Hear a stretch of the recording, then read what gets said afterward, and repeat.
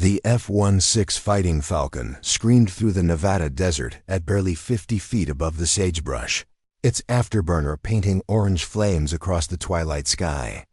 Inside the cockpit, Captain Marcus "Ghost" Richardson pushed the aircraft beyond its recommended flight envelope, threading the needle between two towering rock formations with mere inches to spare on either wingtip. The radio crackled with urgent warnings from the control tower. But Marcus had already committed. His target, a mock enemy installation nestled in the valley beyond, lay dead ahead. One shot, one chance. The kind of split-second decision that separated legends from footnotes in military history. What happened next would ground the Air Force's most promising young pilot and set in motion a chain of events that would ultimately save dozens of lives in the deserts of Afghanistan.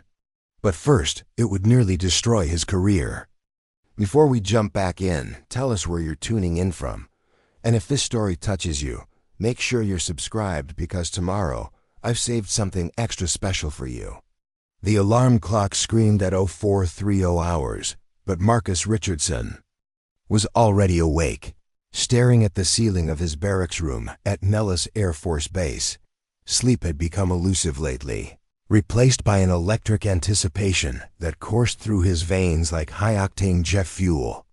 Today marked his final evaluation flight before deployment, the culmination of 18 months of advanced fighter training that had pushed him to his absolute limits.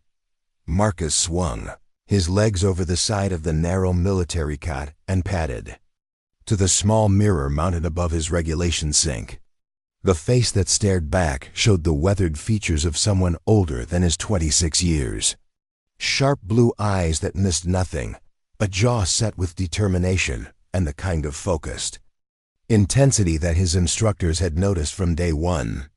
His sandy brown hair was regulation short, but there was nothing regulation about the way he approached flying.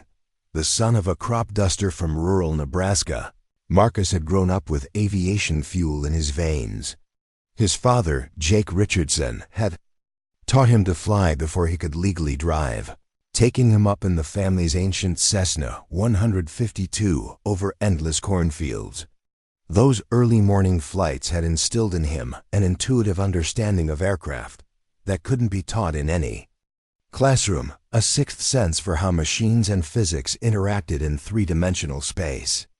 Flying isn't about following rules, his father had told him during one particularly memorable lesson when Marcus was 15. It's about understanding them so completely that you know exactly when and how to bend them without breaking them. That philosophy had served Marcus well through his undergraduate pilot training at Columbus Air Force Base in Mississippi, where he'd graduated at the top of his class. His instructors had noted his exceptional spatial awareness, his ability to process complex tactical situations instantaneously, and most significantly, his willingness to take calculated risks that other pilots wouldn't even consider. But calculated risks, as Marcus was about to learn, were often indistinguishable from recklessness when viewed through the lens of military bureaucracy. The pre-flight briefing took place in a sterile conference room that smelled of burnt coffee and nervous sweat. Major Patricia Viper Santos, the squadron's operations officer and Marcus's primary instructor, stood before a large tactical display showing the day's mission parameters. Her reputation preceded her, a veteran of 2 combat deployments, with an impeccable safety record and zero tolerance for showboating. Today's exercise simulates a deep penetration strike against a hardened target, Major Santos announced, her voice carrying the authority of someone who had seen real combat. You'll be flying in a 4-ship formation, navigating through contested airspace with simulated surface-to-air missile threats. Your objective is to neutralize the target and return to base without losses. Marcus studied the mission profile with the intensity of a chess grandmaster analyzing his next move. The route took them through a twisting canyon system that provided natural cover from radar, but severely limited maneuvering room. The target itself was positioned in a narrow valley with high walls on 3 sides, a tactical nightmare that, would require precision timing and nerves of steel. "Richardson," Major Santos called out, pulling Marcus from his tactical calculations. "You're flying as number 4 today. Your job is to provide rear security and execute the strike only if the primary elements fail to neutralize the target." Marcus nodded, but internally he was already running through alternative scenarios. The mission profile was textbook perfect to perfect, in his estimation. Real combat rarely unfolded according to plan, and the most successful pilots were those who could adapt when everything went sideways. The walk to the aircraft felt like a pilgrimage. Marcus's F-16C Fighting Falcon sat on the tarmac like a caged predator, its sleek lines and angular surfaces optimized for one purpose: controlled violence delivered with surgical precision. He'd flown this particular aircraft tail number 880412 dozens of times during training, and he knew every rivet, every control surface, every subtle quirk of its behavior. The pre-flight inspection was a ritual that bordered on the religious. Marcus ran his hands along the aircraft's skin, checking for any signs of damage or wear. He examined the engine intake for foreign objects, tested the control surfaces for proper movement, and verified that the simulated weapons were correctly mounted. This machine would be his partner in the deadly ballet they were about to perform. And trust between pilot and aircraft was absolute. Chief Master Sergeant Williams, the squadron's senior enlisted maintainer, approached with a clipboard and a grin that had seen too many young pilots come and go. "She's purring like a kitten today, Captain," he said, patting the aircraft's nose. "All systems green across the board." "Thanks, Chief," Marcus replied, pulling on his flight helmet. "Any words of wisdom before I take your baby dancing?" Williams's expression grew serious. "Just remember, son, the airplane doesn't know how good you think you are. Respect the machine, respect the mission, and come home in one piece." The engine start sequence was poetry in motion. The F-16's Pratt & Whitney F-100 turbofan engine spooled up with a rising whine that built to a thunderous roar, sending vibrations through the airframe that Marcus felt in his bones. Systems came online in rapid succession: hydraulics, electrical, flight controls, each confirming that man and machine were ready for combat. The taxi to the runway gave Marcus time to center himself mentally. He ran through emergency procedures, reviewed the mission timeline, and visualized each phase of the upcoming flight. But beneath the professional calm, excitement bubbled like champagne. This was what he lived for: the perfect fusion of skill, technology, and pure adrenaline that defined modern air combat. "Falcon Flight, you're cleared for takeoff," came the tower controller's voice through his headset. Marcus advanced the throttle and felt the familiar surge of acceleration that pressed him back into his ejection seat. The F-16 gobbled up the runway like a hungry beast, and at precisely 150 knots, Marcus pulled back on the stick and lifted off into the crystal-clear Nevada sky. The four-ship formation came together with practiced precision, each pilot maintaining exact spacing as they climbed toward their initial altitude. The desert landscape spread out below them like a vast topographical map, all subtle browns and muted greens broken by the occasional glint of sunlight off distant highways. "Falcon Flight, this is Viper," Major Santos's voice crackled through the radio. "We're approaching the entry point. Switch to tactical frequency and maintain radio discipline from here on out." The mission unfolded exactly as briefed for the first 30 minutes.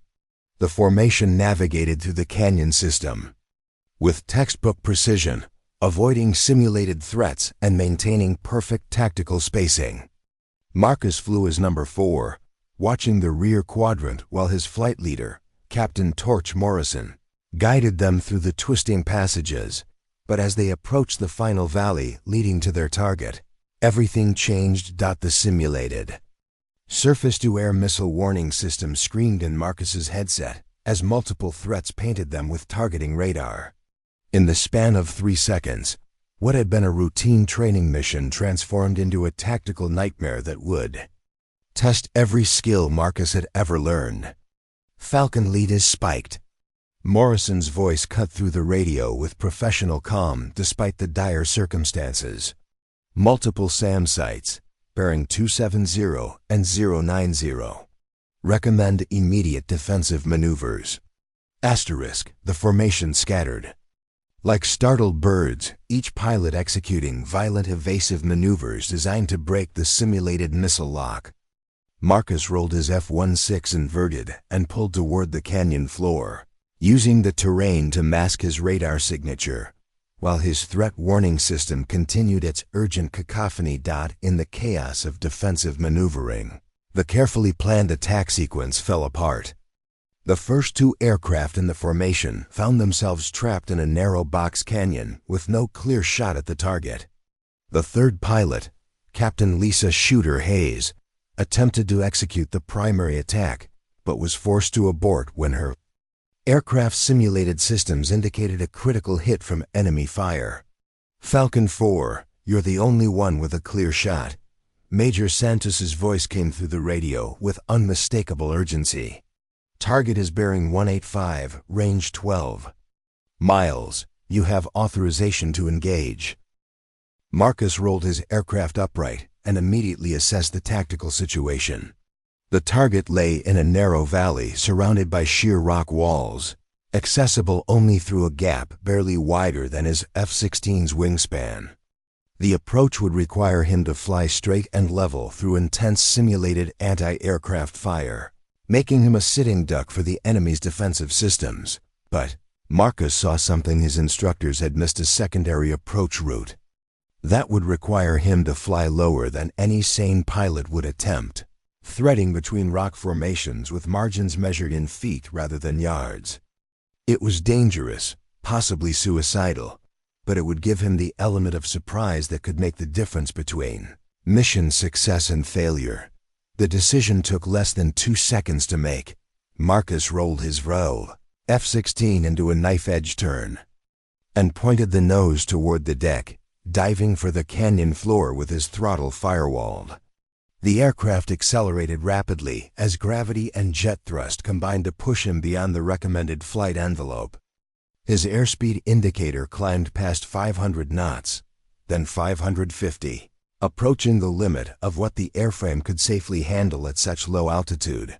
Falcon 4, what are you doing? Major Santos's voice carried a note of alarm. You're below minimum safe altitude. Execute a climbing turn immediately. Preparing and narrating this story took us a lot of time, so if you are enjoying it, subscribe to our channel. It means a lot to us. Now back to the story. But Marcus was committed now, focused entirely on the narrow gap between two towering rock spires that lay dead ahead. The F-16 responded to his inputs with mechanical precision, banking left and right as he made minute adjustments to thread the needle through the impossible opening. The world outside his canopy became a blur of red, sandstone and blue sky as Marcus pushed the aircraft through the gap with barely 3 feet of clearance on either wingtip. The rock walls flashed past so close he could see individual ledges and crevices in crystalline detail. One wrong move, one momentary lapse in concentration, and he would become another statistic in the annals of aviation disasters. But Marcus's hands were steady on the controls, his mind calculating angles and distances with the precision of a pi computer. This was what he had trained for, what his father's lessons over Nebraska cornfields had prepared him for, the moment when skill and instinct fused into something approaching art. The target appeared ahead like a gift from the gods of war. Marcus had achieved complete tactical surprise, approaching from an angle the enemy had never anticipated. His weapon systems locked onto the simulated installation with mechanical certainty, and he squeezed the trigger to release his training. Ordnance. The simulated bombs found their mark with devastating accuracy, scoring a direct hit that would have obliterated the target in actual combat. Mission accomplished, but at what cost? As Marcus pulled out of his attack run and climbed back to safe altitude, the radio exploded with conflicting voices. Some congratulated him on the successful strike, while others demanded explanations for his unauthorized deviation from the flight plan. The achievement was undeniable, but so was the risk he had taken to accomplish it. "Falcon 4, return to base immediately," Major Santos commanded, her voice carrying the tone of someone who had just witnessed something that would require extensive paperwork to explain. "We'll debrief this mission in detail upon landing." The flight back to Nellis Air Force Base passed in relative silence, each pilot lost in their own thoughts about what had just transpired. Marcus knew that his unconventional attack run had saved the mission, but he also recognized that military institutions valued predictability over innovation, adherence to procedure over individual brilliance. As the runway came into view, Marcus couldn't shake the feeling that his career had just reached a crossroads. The skills that made him exceptional, his willingness to take calculated risks, his ability to see tactical opportunities others missed, were the same qualities that made him dangerous in the eyes of his superiors. The landing was smooth and professional, but as Marcus taxied back to the parking area, he could see Major Santos waiting on the tarmac with an expression that promised difficult conversations ahead. Chief Williams was there too, along with several other senior NCOs, whose presence suggested that word of his unconventional tactics had already spread through the squadron. The post-flight inspection revealed what Marcus had already known: his aircraft was undamaged despite the extreme low-level flight. Every system had performed flawlessly. Every component had operated within acceptable parameters. The machine had proven once again that it was capable of far more than its technical specifications suggested, provided it was flown by someone with the skill and courage to push the boundaries. But as Marcus climbed down from the cockpit and faced the assembled group of instructors and maintenance personnel, he realized that technical success might not be enough to justify what he had done. The military operated on discipline and predictability, concepts that didn't always align with the creative problem-solving that had just saved their training mission. The debriefing session that followed would prove to be more than just an analysis of tactical performance. It would become a judgment on Marcus's fitness to serve as a combat pilot, a determination of whether his unique skills made him an asset or a liability to the United States Air Force. As he walked toward the squadron building, still wearing his flight gear and carrying his helmet under his arm, Marcus reflected on his father's words about understanding rules well enough to know when to bend them. The question now was whether his superiors would see his actions as tactical brilliance or dangerous insubordination. The answer would determine not only his immediate future, but also set the stage for events that would ultimately test his skills in the crucible of actual combat, where the stakes would be measured not in training scores, but in human lives. The conference room at Nellis Air Force Base felt smaller than it actually was, its beige walls seeming to close in as Marcus sat across from a panel of senior officers who would determine his fate. Colonel David Hawk Patterson, the wing commander, occupied the center chair with the bearing of a man who had seen 3 decades of military service. His steel-gray hair was perfectly groomed, his uniform immaculate, and his expression unreadable as he reviewed the thick folder containing Marcus's service record. To Patterson's left sat Lieutenant Colonel Sarah Mitchell, the Chief of Flight Safety, whose reputation for thoroughness had made her both respected and feared among the pilot community. Her dark eyes moved between Marcus and the incident report with the methodical precision of someone accustomed to dissecting aviation mishaps down to their molecular components. Major Santos occupied the chair to Patterson's right, her usual confident demeanor replaced by the uncomfortable tension of an instructor whose student had put her in an impossible position. The mission had been successful by every measurable standard, but success achieved through unauthorized methods created complications that rippled far beyond simple performance metrics. "Captain Richardson," Colonel Patterson began, his voice carrying the weight of authority earned through countless combat missions over Iraq and Afghanistan. We're here to discuss the events of yesterday's training exercise. Before we proceed, I want to make it clear that this is not a formal disciplinary hearing. However, your actions have raised serious questions about your judgment and adherence to established procedures. Marcus maintained his military bearing, sitting straight in his chair with his hands folded on the polished conference table. He had spent the previous evening replaying every second of the flight, analyzing his decisions from multiple angles. The tactical success was undeniable. He had accomplished the mission when all other approaches had failed. But he also understood that military institutions valued process as much as results. "Sir, I stand by my actions during yesterday's exercise," Marcus replied, his voice steady despite the gravity of the situation. "The mission parameters called for neutralizing the target, and I identified a tactical opportunity that others had overlooked." Lieutenant Colonel Mitchell leaned forward, consulting her notes with the practiced ease of someone who had conducted hundreds of similar investigations.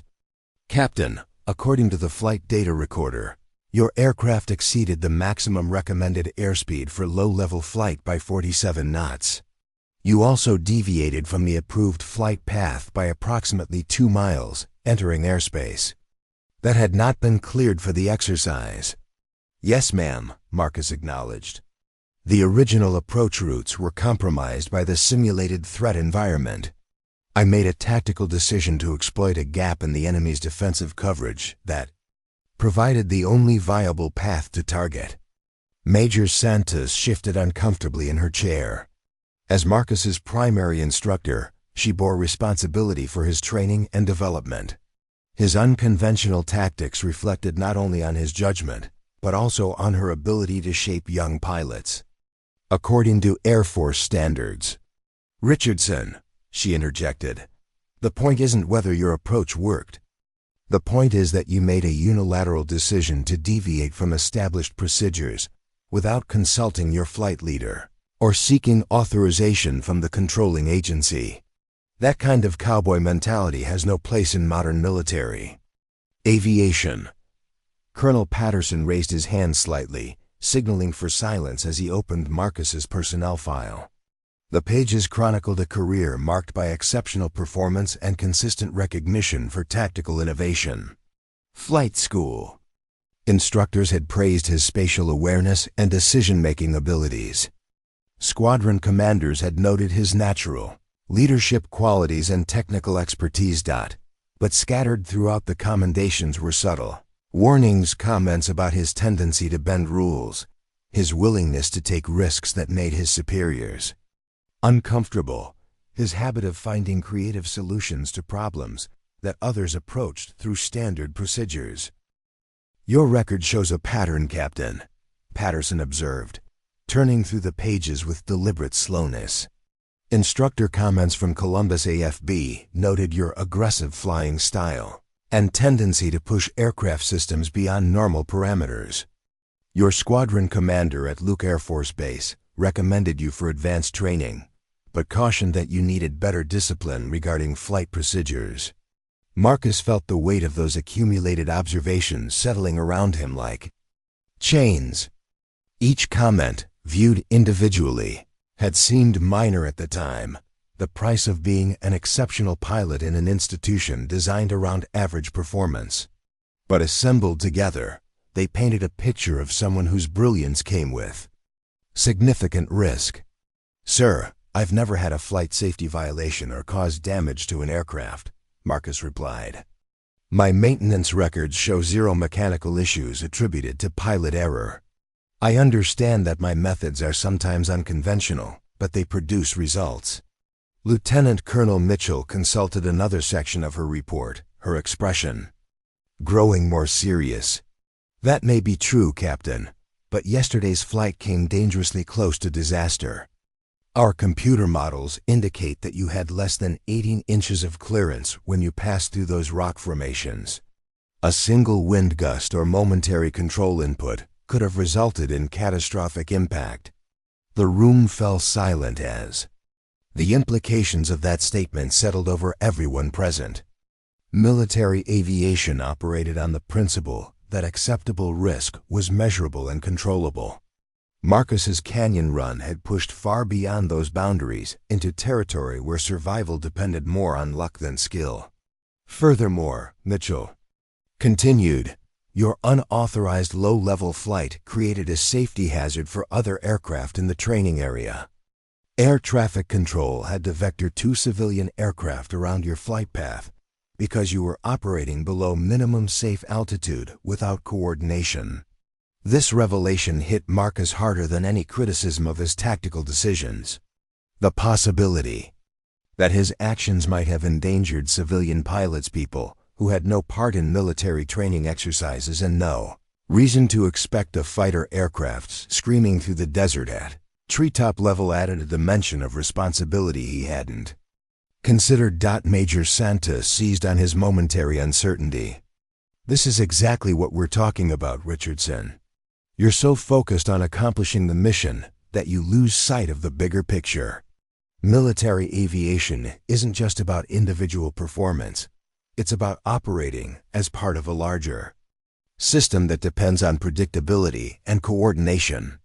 Colonel Patterson closed the personnel file and fixed Marcus with a stare that had intimidated junior officers for 3 decades. Captain, I'm going to be direct with you. Your flying skills are exceptional, perhaps the best I've seen in 20 years of evaluating pilots. But skills alone don't make someone suitable for combat operations. The colonel stood and walked to a wall-mounted map showing global Air Force deployments, his finger tracing positions in Afghanistan, Iraq, and other hotspots where American air power provided critical support to ground forces. Out there, Patterson said, pointing to the Middle East, pilots don't operate in isolation. They're part of complex air operations involving dozens of aircraft, multiple supporting agencies, and ground forces whose lives depend on precise coordination. A pilot who can't follow procedures, who makes unilateral decisions without regard for the larger tactical picture, isn't just dangerous to himself, he's dangerous to everyone around him. Marcus felt the walls of his career closing in around him. Everything he had worked for since childhood, the dream of flying combat missions, of proving himself as one of the elite warriors who defended American interests around the world, was slipping away because of 18 inches of clearance and a willingness to see opportunities others missed. "Sir," he said, his voice carrying a note of desperation he tried to suppress, "I believe my actions saved the mission. The standard approaches had all failed. Sometimes tactical success requires accepting calculated risks." Lieutenant Colonel Mitchell shook her head with the patience of someone explaining basic concepts to a child. "Captain, this wasn't combat. This was a training exercise designed to evaluate your ability to follow procedures under stress. Your deviation from those procedures demonstrates exactly the kind of judgment we're concerned about." The weight of that statement settled over Marcus like a physical presence. His greatest strength, the ability to see tactical possibilities others missed, was being reframed as his greatest weakness. The creative problem-solving that had made him exceptional was now evidence of his unfitness for military service. Colonel Patterson returned to his seat and opened a different folder. This one containing official Air Force forms that Marcus recognized with growing dread. Disciplinary paperwork. The administrative machinery that could end a career with bureaucratic efficiency. "Captain Richardson," Patterson announced with formal gravity, "based on the findings of this investigation, I am hereby grounding you from all flight operations pending a comprehensive review of your fitness for continued service as a military pilot." The words hit Marcus like physical blows. Grounding, the professional death sentence that every pilot feared more than actual death. To be stripped of flight status was to lose not just a job, an identity, a calling that had defined his entire adult life. The review will examine your complete service record, interview your former instructors and squadron mates, and assess whether your flying style is compatible with Air Force standards, Patterson continued. During this period, you will be assigned to administrative duties within the wing headquarters. Marcus felt his world collapsing around him, like the walls of those Nevada canyons he had navigated with such precision. Administrative duties, the purgatory where grounded pilots shuffled papers and watched their flying skills atrophy while younger officers took their places in the cockpit. "Sir," he managed to say, his voice barely above a whisper. "What about the deployment?" "My squadron is scheduled to rotate to Afghanistan next month." Major Santos answered with genuine sadness in her voice. "Your replacement has already been notified, Richardson. Captain Torres will take your slot in the deployment rotation." The mention of Captain Elena Torres, a competent but unremarkable pilot who had graduated several slots below Marcus in their training class, added insult to injury. While he sat in a cubicle processing supply requisitions, she would be flying combat missions over the Hindu Kush, protecting American ground forces and building the combat experience that would define the rest of her career. Lieutenant Colonel Mitchell gathered her papers with the efficiency of someone accustomed to delivering career-ending news. "Captain, I want you to understand that this decision isn't personal. The Air Force has invested millions of dollars in your training, and we don't take grounding actions lightly. But safety and discipline must take precedence over individual performance." As the senior officers filed out of the conference room, Marcus remained seated, staring at the polished surface of the table that reflected his image like a distorted mirror. The reflection showed a man in uniform, but he no longer felt like a pilot. That identity had been stripped away as efficiently as his flight status. The weeks that followed blurred together in a haze of meaningless paperwork and administrative tedium. Marcus's new office occupied a corner of the wing headquarters building, a cramped space with fluorescent lighting and no windows. His duties involved processing supply requests, updating training records, and managing the squadron's library of technical manuals, tasks that could have been performed by any clerk with minimal training. Each morning, he watched his former squadron mates suit up for flights while he walked to an office building.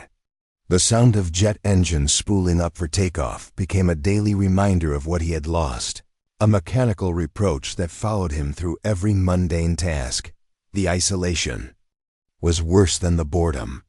Military pilots formed tight-knit communities, bonded by shared experiences and mutual dependence. Being grounded didn't just remove Marcus from flying, it removed him from the social fabric that had given his life meaning and purpose. His few attempts to maintain friendships with active pilots were met with polite but distant responses. Nobody wanted to associate too closely with someone whose career had become a cautionary tale about the dangers of individual initiative. Marcus understood their position but felt the loneliness like a physical ache. The formal review process moved with bureaucratic slowness, generating reams of paperwork that documented every aspect of his military service. Former instructors were interviewed, psychological evaluations were conducted, and technical experts analyzed flight data from dozens of training missions. The emerging picture was complex and contradictory. Everyone acknowledged Marcus's exceptional flying abilities and tactical instincts. His maintenance records were spotless, his academic performance exemplary, his leadership potential undeniable. But those same qualities were consistently paired with concerns about his willingness to operate outside established norms. 2 months into his grounding, Marcus received a visit from Captain Jake "Mustang" Williams, one of his closest friends from flight school. Williams had been deployed to Afghanistan for 6 months and was back at Nellis for a brief training rotation before returning overseas. "Heard you were flying a desk these days," Williams said, settling into a chair across from Marcus's cluttered desk. "How are you holding up?" Marcus looked up from a supply manifest he had been reviewing with little enthusiasm. "Living the dream, Mustang. Yesterday, I cataloged 17 different types of aircraft tires. Today I get to update the squadron's inventory of survival equipment." Williams studied his friend's face, noting the changes that months of administrative duty had wrought. The sharp focus that had made Marcus exceptional in the cockpit had been replaced by the vacant stare of someone going through motions without purpose. "Look, Ghost," Williams said, using Marcus's old call sign. "I know this situation sucks, but word is getting around about what really happened on that training flight. Some of the guys who've been downrange are saying they could have used someone with your skills over there." The comment sparked something in Marcus that had been dormant for months. "What do you mean?" Williams glanced around to ensure they wouldn't be overheard, then leaned closer. "Close air support missions are getting more complicated. The Taliban are getting smarter about using terrain to their advantage, setting up ambushes in places where standard attack profiles don't work. We've had situations where the textbook approaches fail, and guys on the ground pay the price." The implications of what Williams was saying slowly penetrated the fog of Marcus's administrative existence. The same tactical creativity that had gotten him grounded might be exactly what combat operations required. But the irony was bitter. His skills were potentially needed in combat, but his reputation prevented him from ever getting the chance to prove their value. "Doesn't matter," Marcus replied with resignation. "The review board has already made up their minds. I'm going to be a permanent desk jockey, assuming they don't just kick me out entirely." Williams stood to leave but paused at the door. "Don't give up yet, Ghost. Sometimes the Air Force has a way of putting the right people in the right place at the right time, even when it doesn't make sense administratively." As his friend disappeared down the hallway, Marcus returned to his paperwork with slightly less despair than before. Perhaps Williams was right. Perhaps there was still a role for someone whose greatest strength was seeing possibilities others missed. But for now, all he could do was wait and hope that somewhere in the vast bureaucracy of the United States Air Force, someone would recognize that exceptional circumstances sometimes required exceptional people, even if those people didn't fit neatly into conventional molds. The sound of F-16s taking off for afternoon training flights drifted through the building's ventilation system, a reminder of the world Marcus had lost and might never regain. But for the first time in months, it sounded less like mourning and more like a promise of possibilities yet to come. The secure telephone rang at 0347 hours, its shrill tone cutting through the pre-dawn silence of Bagram Airfield, Afghanistan. Colonel James Reaper Davidson, commander of the 455th Air Expeditionary Wing, jerked awake in his temporary quarters and reached for the encrypted handset that connected him directly to Air Force headquarters in Washington. "Davidson here," he answered, his voice carrying the gravelly tone of someone who had been jarred from deep sleep but remained instantly alert, skill developed through 25 years of military service in locations where emergencies didn't observe normal business hours. "Colonel, this is General Patricia Hawkins at Air Combat Command," came the voice from 7,000 miles away. "We have a critical situation developing in your area of operations. How quickly can you get to your operations center?" Davidson was already pulling on his flight suit, the phone cradled between his shoulder and ear. General Hawkins didn't make social calls, especially at this hour. If she was calling personally, something significant was happening in the complex chess game of Afghan air operations. "I'm moving now, General. Give me 3 minutes." The operations center at Bagram buzzed with controlled urgency as night shift. Personnel monitored dozens of ongoing missions across Afghanistan's volatile landscape. Lieutenant Colonel Sandra Spike Chen, the wing's operations officer, met Davidson at the entrance with a steaming cup of coffee and a tablet displaying the tactical situation that had prompted the general's call.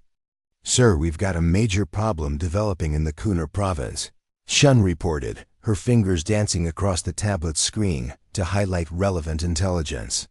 "Special operations teams have been tracking a high-value target for 3 weeks.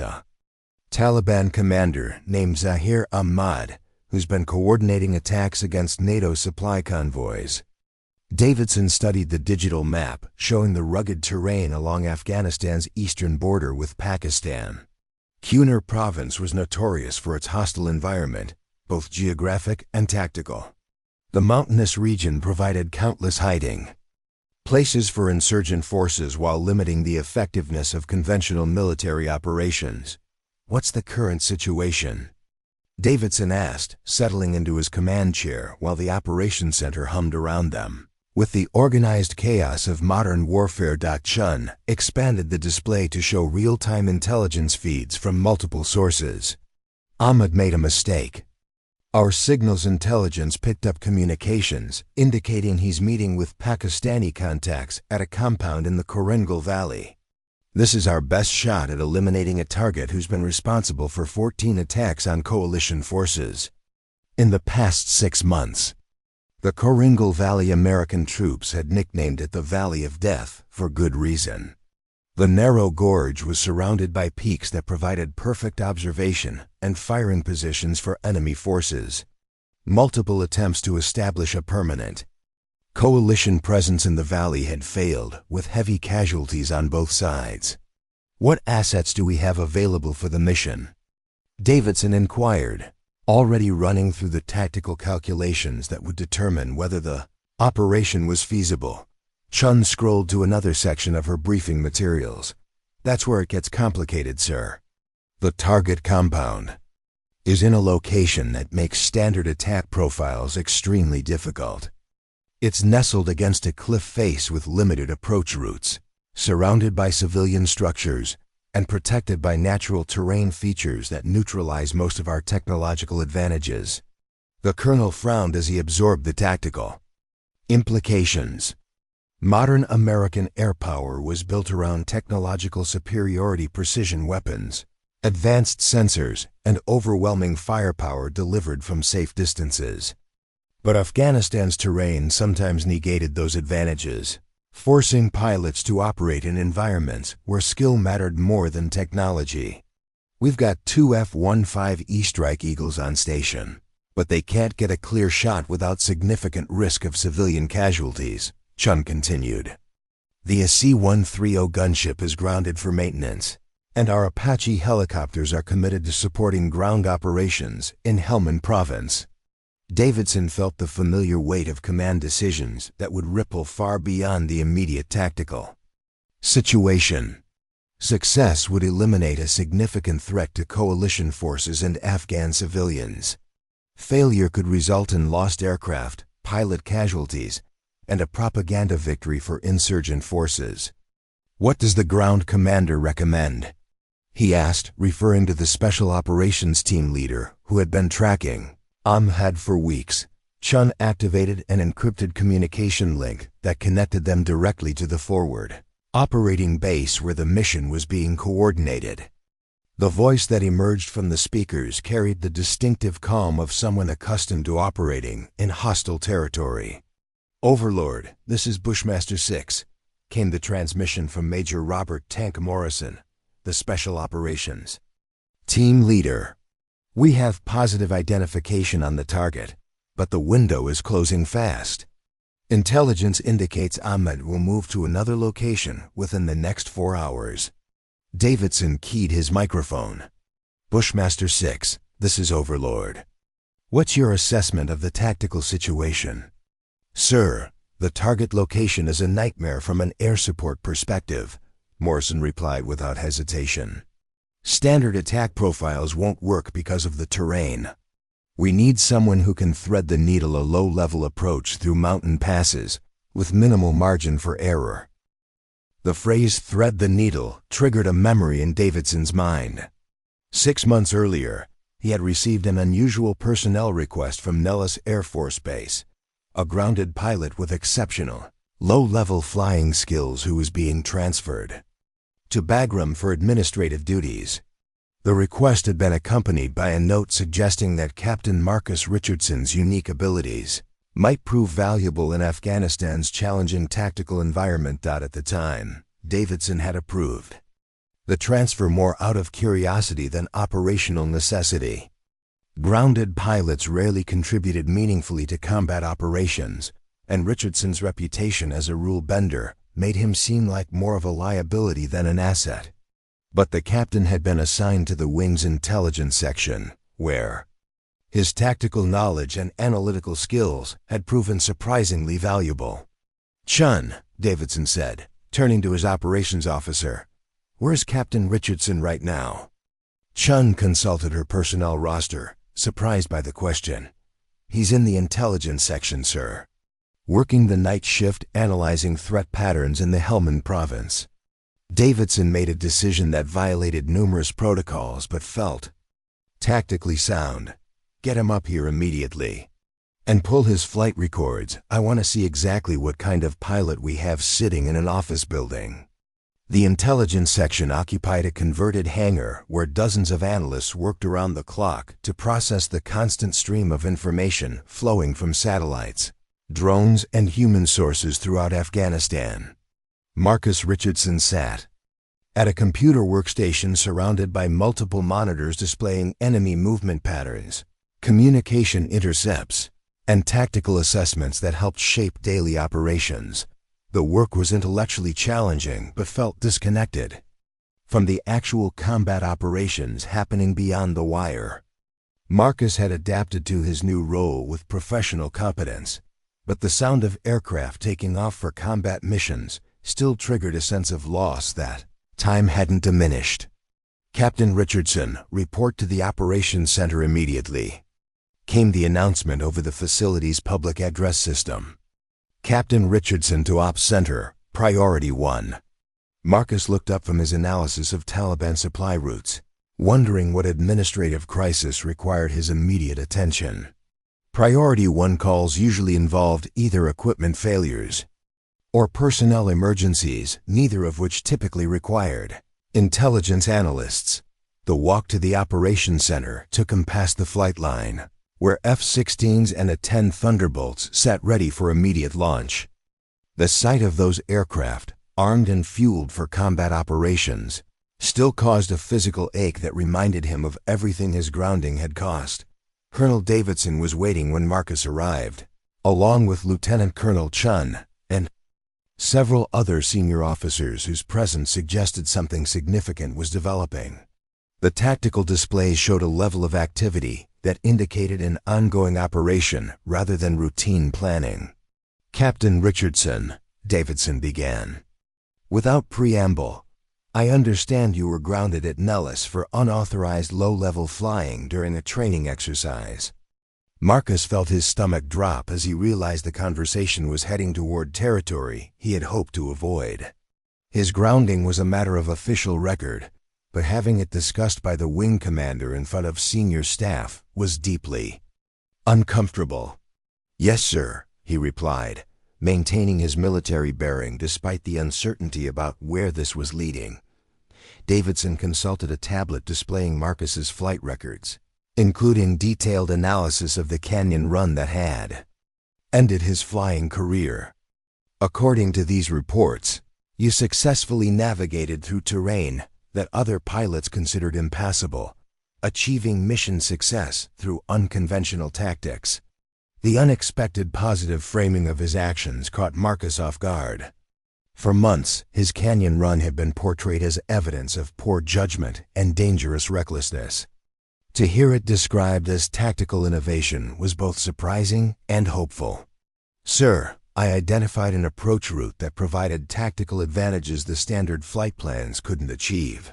Marcus responded carefully, unsure of the colonel's intentions. Chen activated a display showing the current tactical situation in the Korangal Valley, with detailed topographical information that highlighted the challenges facing conventional attack aircraft. "Captain, take a look at this target location and tell me what you see." Marcus studied the terrain with the analytical skills that had made him exceptional in flight school. The target compound was positioned in a narrow valley surrounded by peaks that rose nearly straight up from the valley floor. Standard attack profiles would require aircraft to approach through a gauntlet of natural obstacles while exposed to ground fire from multiple directions. But as Marcus examined the topographical data more closely, he began to see possibilities that others had missed. There was a secondary valley system that provided a potential approach route narrow, dangerous, requiring precise navigation through mountain passes, but offering the element of surprise that could make the difference between mission success and failure. "Sir," he said slowly, his mind racing through tactical calculations, "there's a potential approach through this secondary valley system. It would require extremely low-level flight through mountain passes, but it would allow an attacking aircraft to achieve surprise by approaching from an unexpected direction." Davidson exchanged glances with Chun, both recognizing that Marcus was seeing tactical opportunities that their experienced combat pilots had overlooked. What kind of aircraft would be required for that approach? Marcus considered the question. Drawing on years of training and his intuitive understanding of aircraft capabilities, something small and agile with excellent low-level handling characteristics. An F-16 could do it, but the pilot would need extensive experience with terrain following, flight, and the willingness to operate with minimal safety margins. The operations center fell silent as the implications of Marcus's assessment settled over the assembled officers. They had identified a tactical solution to their problem, but implementing it would require exactly the kind of pilot they had just described: someone with exceptional low-level flying skills and the courage to take calculated risks. Colonel Davidson made a decision that would have seemed impossible just hours earlier. "Captain Richardson, how quickly can you get current on the F-16? The question hit Marcus like a physical blow. After months of administrative duty, the possibility of returning to flight status seemed like a fantasy too good to be true. "Sir, I've maintained my instrument currency through simulator training, but I haven't flown an actual aircraft in 6 months. "That's not what I asked," Davidson replied with the directness that had made him an effective combat commander. "How quickly can you get combat ready if we restore your flight status?" Marcus felt his pulse quicken as the reality of what was being offered began to sink in. "Sir, with a comprehensive briefing on current threats and tactical procedures, plus one familiarization flight to shake off the rust, I could be mission ready within 24 hours. Lieutenant Colonel Chun looked skeptical about the compressed timeline. "Colonel, regulations require extensive requalification training for pilots who have been grounded for more than 90 days. Davidson's expression hardened with the resolve of someone accustomed to making difficult decisions under pressure. "Chun, we have a high-value target with a limited window of opportunity and a tactical situation that requires exactly the kind of pilot sitting in front of us. Sometimes you have to choose between following regulations and accomplishing the mission." The colonel activated his secure communication system and placed a call that would bypass normal command channels and reach directly to General Hawkins at Air Combat Command Headquarters. The conversation that followed would determine not only Marcus's immediate future, but also the fate of a critical combat operation that could significantly impact the war in Afghanistan. "General, this is Davidson at Bagram," he began, his voice carrying the confidence of someone who had already made his decision.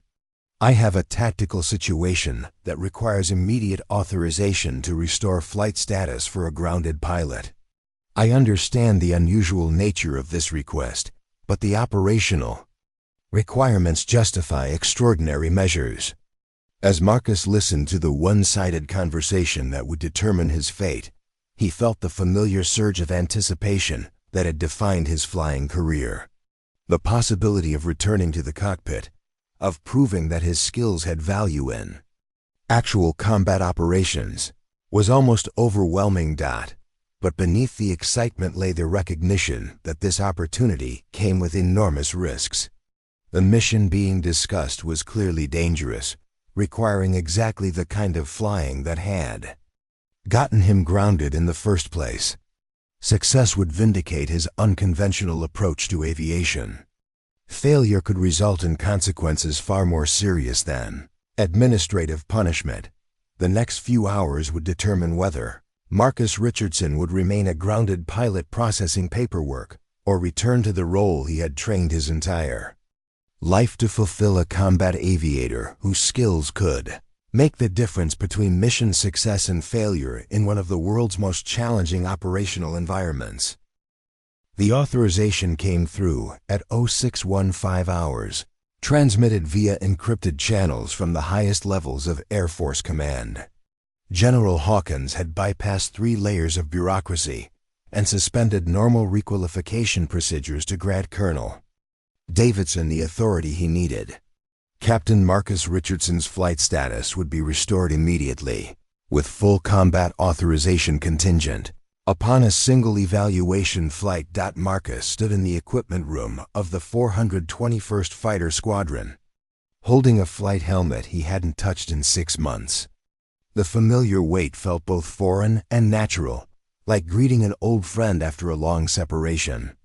The squadron's patches and call signs adorned the walls around him, reminders of the brotherhood he had been exiled from and might finally rejoin. Lieutenant Colonel Angela Venom Torres, the squadron commander, entered the room carrying a thick briefing folder and wearing the expression of someone tasked with an impossible mission.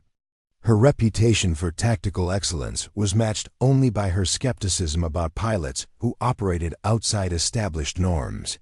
"Richardson," she began without pleasantries, "I want to be clear about something. I didn't request you for this mission, and I have serious reservations about putting a grounded pilot back in the cockpit for a high-risk operation. But Colonel Davidson believes you have unique capabilities that we need, so here we are." Marcus nodded, understanding the delicate position Torres found herself in. Squadron commanders were responsible for both mission success and pilot safety, 2 objectives that sometimes conflicted when dealing with unconventional operators. "Ma'am, I understand your concerns," he replied. "I'm prepared to demonstrate that my flying skills haven't deteriorated during my administrative assignment." Torres opened the briefing folder, revealing satellite imagery of the target area that showed terrain features in stark detail. "This isn't about basic flying skills, Richardson. This mission requires precision navigation through mountain passes, where the margin for error is measured in feet, not yards. One mistake and you'll be a crater on the side of a mountain." The satellite photos showed the Korangal Valley in high resolution, revealing why conventional attack aircraft couldn't reach the target compound. The valley was barely wide enough for a single aircraft, surrounded by peaks that rose like walls on either side. The target itself was positioned against a cliff face, accessible only through an approach that would require threading between natural obstacles at high speed. The intelligence package indicates that Zahir Ahmad will be at this compound for approximately 4 hours, Torres continued, pointing to a cluster of buildings barely visible in the shadow of the valley walls. "He's meeting with Pakistani contacts who are providing weapons and funding for future operations against coalition forces." Marcus studied the imagery with the analytical skills that had served him well in the intelligence section. The target was clearly a high-value opportunity, but the tactical challenges were formidable. The approach would require flying below radar coverage through narrow mountain passes, then executing a precision attack while exposed to ground fire from multiple directions. "What's the expected threat level?" he asked, noting several positions that could conceal anti-aircraft weapons. Torres flipped to another section of the briefing materials. "Intelligence indicates light small arms fire and possibly some shoulder-fired surface-to-air missiles. Nothing sophisticated, but in that terrain, you'll be vulnerable during the attack run." The mention of surface-to-air missiles added another layer of complexity to an already dangerous mission.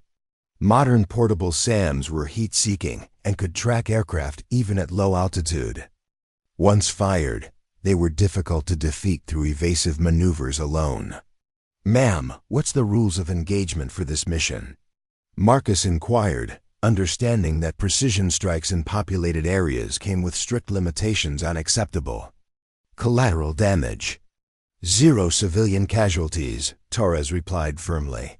"The compound is surrounded by residential structures. Your weapons will be configured for minimal blast radius, and you'll have only one opportunity to engage before exiting." The area. The tactical constraints were becoming clear. Marcus would need to navigate through treacherous terrain, identify and engage a specific target while avoiding civilian structures, all while exposed to enemy fire and with no opportunity for a second attack if the first attempt failed. Captain Elena Rodriguez, the squadron's weapons officer, entered the briefing room carrying technical manuals and weapon specifications. Her expertise in precision munitions had made her invaluable for missions requiring surgical strikes in complex environments. "Richardson, we're loading you with 2 GBU-38 Joint Direct Attack munitions," Rodriguez announced, consulting her notes. "They're GP-SUM guided with minimal blast radius, perfect for precision strikes in populated areas. But you'll need to deliver them from a specific altitude and airspeed for optimal accuracy." Marcus nodded, familiar with the weapons from his training at Nellis. The GBU-38 was essentially a standard 500-pound bomb equipped with GPS, guidance and steering fins that allowed for precise targeting. But like all weapons, its effectiveness depended on proper employment by a skilled pilot. "What's the delivery profile?" he asked, already running through the tactical calculations in his mind. Rodriguez activated a computer simulation that showed the recommended attack sequence. Ideally, you'd approach from the north at 10,000 feet, acquire the target, and release from a safe distance. But the terrain makes that impossible. The simulation showed why conventional tactics wouldn't work. The surrounding mountains blocked approaches from most directions, and the target's position against the cliff face meant that only a low-level attack from the south would provide the proper angle for weapons employment. Based on the terrain analysis, you'll need to approach from the valley entrance, flying at approximately 500 feet above the valley floor, Rodriguez continued. You'll have about 30 seconds from target acquisition to weapons release before you need to execute immediate evasive maneuvers. 30 seconds.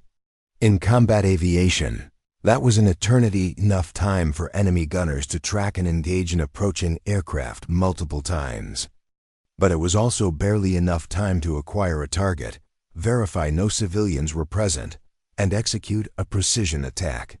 Master Sergeant Kevin Murphy, the squadron's senior crew chief, arrived with Marcus's personal flight gear and a checklist of aircraft systems that would be critical for the mission.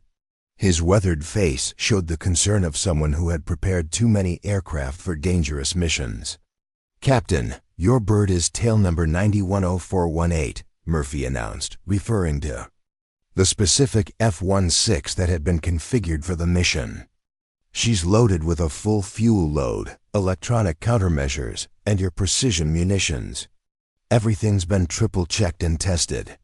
Marcus accepted his flight gear with gratitude, knowing that crew chiefs like Murphy were often the difference between mission success and disaster.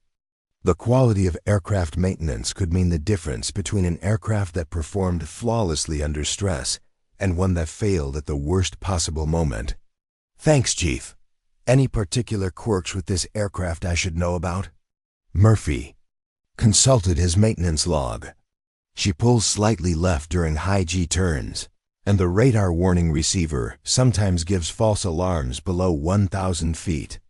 Nothing that affects basic flying, but worth knowing if things get hairy." The briefing concluded with meteorological information and communication procedures. The weather in the target area was clear with light winds, ideal conditions for precision flying, but also providing excellent visibility for enemy gunners. Communications would be limited due to the mountainous terrain, meaning Marcus would be largely on his own once he entered the valley system. Lieutenant Colonel Torres closed the briefing folder and fixed Marcus with a stare that had intimidated junior pilots for 15 years. "Richardson, I'm going to be direct with you. This mission is voluntary. Nobody would blame you for declining, given that you've been out of the cockpit for 6 months. Marcus felt the weight of the decision settling around him like the flight gear he was buckling into place. This was the opportunity he had dreamed about during months of administrative duty, the chance to prove that his skills had value in actual combat operations. But it was also potentially a death sentence, requiring exactly the kind of flying that had gotten him grounded in the first place. "Ma'am, I'm ready to fly this mission," he replied without hesitation. The walk to the aircraft felt like a pilgrimage through hostile territory. Other pilots watched with mixtures of curiosity and concern as Marcus made his way across the flight line. Word of his unusual return to flight status had spread quickly through the close-knit community of combat aviators. F-16, tail number 910418. Set on the ramp like a caged predator, its angular lines and weapon pylons indicating its lethal capabilities.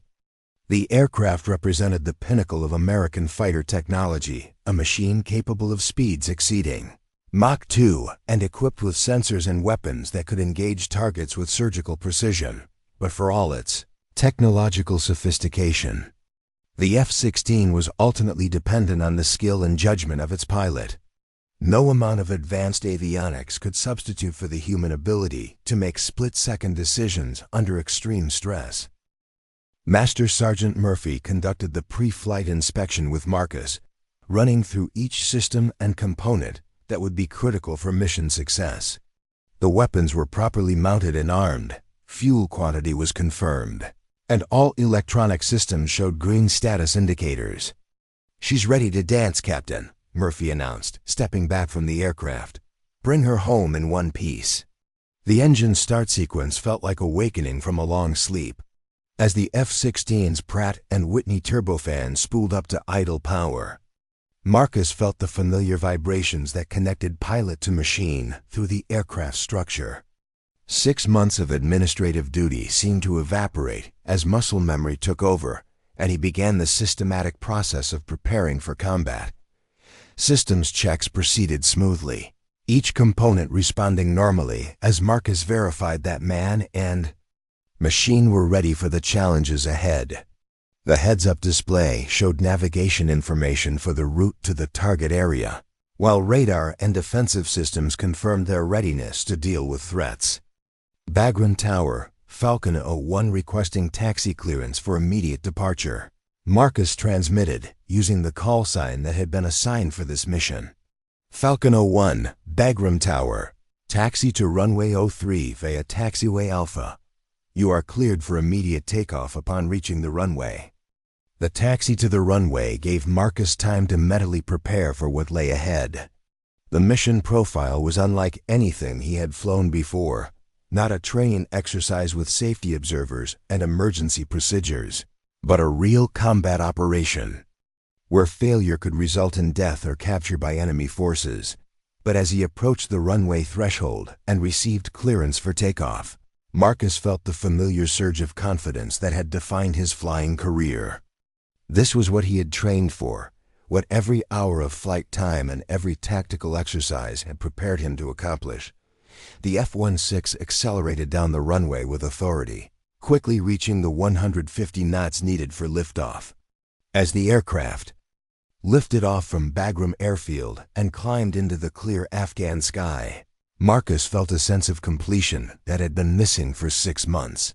He was no longer a grounded pilot processing administrative paperwork. He was once again what he had always been meant to be, a combat aviator, heading into harm's way to accomplish a mission that others couldn't complete.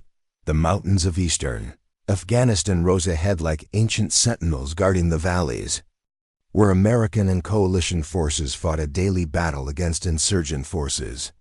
Somewhere among those peaks waited Zahir Ahmad, a terrorist commander whose elimination could save countless innocent lives. Between Marcus and that target lay some of the most challenging flying he had ever attempted: navigation through narrow mountain passes where one mistake would be fatal, followed by a precision attack under fire with no margin for error.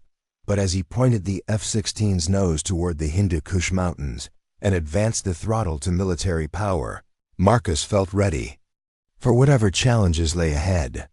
The months of exile were over. It was time to prove that sometimes the most dangerous pilots were exactly what dangerous situations required. The Hindu Kush Mountains stretched endlessly below Marcus's F-16, their snow-capped peaks gleaming in the morning sun like the teeth of some primordial beast. At 25,000 feet, the world looked deceptively peaceful, a landscape of rugged beauty that concealed the deadly reality of Afghanistan's ongoing conflict. But Marcus knew that appearance was an illusion. Those seemingly pristine valleys harbored networks of caves and compounds where America's enemies planned attacks against coalition forces and innocent civilians. The flight to the target area would take 43 minutes, following a carefully planned route that avoided known anti-aircraft threats while positioning Marcus for his approach to the Korangal Valley. The navigation system displayed waypoints with clinical precision, each representing a critical junction in a flight path that would ultimately determine mission success or failure. Falcon 01, this is Overlord, came Colonel Davidson's voice through the encrypted radio system. We have confirmed intelligence that the target is currently at the compound. The window for engagement remains approximately 3 hours. Marcus keyed his microphone while scanning the tactical display for any signs of enemy activity. Overlord, Falcon 01 copies. Current position 45 miles northwest of target area. Proceeding according to flight plan. The confirmation that Sahir Ahmed was still at the compound added urgency to a mission that was already operating under tight time constraints. Intelligence sources had risked their lives to provide this information, and the opportunity to eliminate a high-value target might not come again for months. As Marcus approached the initial point for his descent into the mountains, he began the mental transition from high-altitude cruise flight to the precision navigation that would be required for the low-level penetration. The margin for error was about to shrink dramatically as he entered terrain where altitude provided safety, but also made him visible to enemy sensors. The descent began gradually, Marcus trading altitude for speed as he approached the mountain passes that would provide concealment from enemy radar. The F-16 responded with mechanical precision, its flight control system automatically adjusting control surfaces to maintain optimal performance as air density increased. At 10,000 feet, Marcus encountered the first significant challenge of his challenge. Approach. The primary mountain pass shown on his navigation charts was partially obscured by cloud cover that hadn't appeared in the weather briefing. The clouds weren't thick enough to prevent flight, but they would severely limit visibility during the most critical phase of navigation. Overlord Falcon 01, he transmitted, encountering unexpected weather at the primary ingress point. Cloud cover is reducing visibility to approximately 1 mile. The pause that followed his transmission seemed to last forever, though Marcus knew it was only seconds while the command center analyzed the implications of the weather development. Cloud cover in mountainous terrain was particularly dangerous for low-level flight, creating the possibility of controlled flight into terrain, the aviation euphemism for flying into a mountain. Falcon 01, Overlord, came Davidson's response. You are authorized to proceed at your discretion. Mission priority remains high, but pilot safety is paramount. The authorization gave Marcus the flexibility to adapt his approach based on real-time conditions, but it also placed the burden of decision-making squarely on his shoulders. He could abort the mission due to weather and return to base with no shame. Weather aborts were common and accepted in military aviation. But he could also continue, trusting his skills to navigate through challenging conditions that would keep other pilots on the ground. Marcus made his decision with the same instinctive judgment that had defined his flying career. The clouds were manageable for someone with his experience in low-level flight, and the mission was too important to abandon because of marginal weather conditions. He pushed the F-16's nose down and entered the cloud layer at 8,000 feet. Immediately, switching to instrument navigation as the world outside his canopy turned gray and featureless.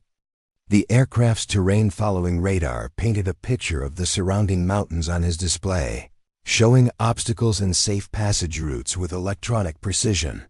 Flying through clouds at low altitude in mountainous terrain required absolute trust in instruments and navigation systems. Marcus's eyes moved constantly between altitude indicators, navigation displays, and terrain-following radar, building a three-dimensional picture of his position relative to the deadly peaks that surrounded him. After what seemed like hours but was actually 7 minutes, Marcus broke through the cloud layer at 6,500 feet and found himself in a narrow valley that matched the navigation chart perfectly. The mountains rose like walls on either side, their rocky faces scarred by centuries of wind and weather.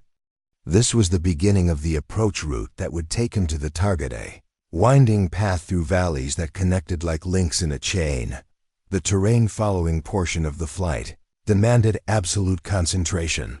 Marcus flew at 200 feet above the valley floor, using the natural contours of the landscape to remain invisible to enemy radar while maintaining enough altitude to clear unexpected obstacles. The F-16 responded to his inputs with the precision of a surgical instrument, banking left and right to follow the twisting route toward the target area. Navigation checkpoints passed with clockwork regularity, a distinctive rock formation, a dried riverbed, a village that appeared deserted but might conceal enemy observers. Each landmark confirmed that Marcus was following the correct route, but also brought him closer to the most dangerous phase of the mission. 20-5 minutes into the low-level portion of his flight, Marcus encountered the first signs of enemy activity. His radar warning receiver detected the distinctive signature of a search radar, probably mounted on a hilltop position that overlooked the valley system. The signal was weak and intermittent, suggesting that the radar operator wasn't actively tracking aircraft, but it served as a reminder that he was entering hostile territory. Marcus adjusted his flight path to avoid the radar coverage area, adding 3 minutes to his flight time, but maintaining the element of surprise that was critical for mission success. The detour took him through an even narrower valley where the walls seemed close enough to touch, requiring split-second adjustments to avoid rocky outcroppings and unexpected terrain features. The tension was building as Marcus approached the final navigation checkpoint before the target area. Everything up to this point had been preparation. The real test would come when he entered the Koringal Valley and attempted to locate and engage Sahir Ahmed's compound while under fire from enemy forces. Falcon 01, this is Bushmaster 6. Came the voice of Major Morrison, the Special Operations Team leader who had been tracking the target. We have eyes on the compound. Confirm multiple vehicles and personnel present. Target appears to be proceeding according to intelligence estimates. The confirmation from ground observers added another layer of complexity to Marcus's tactical calculations. The presence of vehicles and personnel meant that Ahmed was likely conducting the meeting as planned, but it also suggested that the compound was actively occupied and potentially defended. Marcus keyed his microphone while navigating through a particularly challenging section of the approach route. Bushmaster 6, Falcon 01. Request confirmation of defensive positions around the target compound. Falcon 01, we've identified at least 2 positions with what appears to be heavy machine guns, and possibly a shoulder-fired SAM position on the eastern ridge. You'll be taking fire from multiple directions during your attack run. The tactical picture was becoming clearer, and it wasn't encouraging. Marcus would be flying through a gauntlet of defensive fire while attempting to deliver precision weapons against a target surrounded by civilian structures. The margin for error was essentially zero. Any mistake in navigation, weapons delivery, or defensive maneuvering could result in mission failure or civilian casualties.